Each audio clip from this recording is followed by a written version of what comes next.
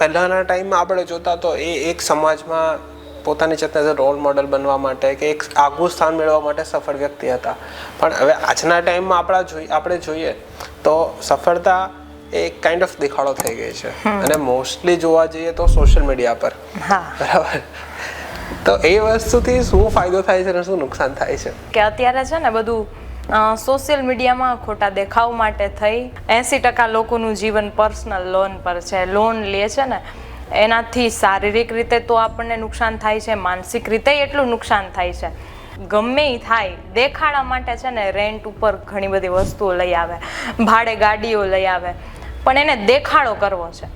પણ આ ઘણી બધી છે ને નુકસાન કરે છે, અને આ બધાનું કારણ એઝ એ માય વ્યૂ હું એમ માનું છું કે સોશિયલ મીડિયા છે.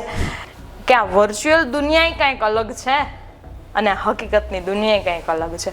આજે લોકોને હકીકતની દુનિયામાં નથી જીવવું, આજે વર્ચ્યુઅલ દુનિયા થઈ ગઈ છે. કોઈ ક્યાંય પણ ફરવા જાય ને એનો ફોટો જોઈને વિચારે છે આ ત્યાં ફરવા ગયા છે, આની પાસે આવી કાર છે, તો મારે એવું કરવું હોય તો શું કરવું?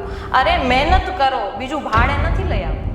પણ આજે શું કરે છે? બસ આ દેખાડો કરવા માટે ઘણી બધી આમ મિસ્ટેક કરે છે. એ લાંબા સમયે શારીરિક નુકસાન તો છે જ, પણ માનસિક નુકસાન એ કરે છે. MNH घर सजाएं खुशियां लाएं.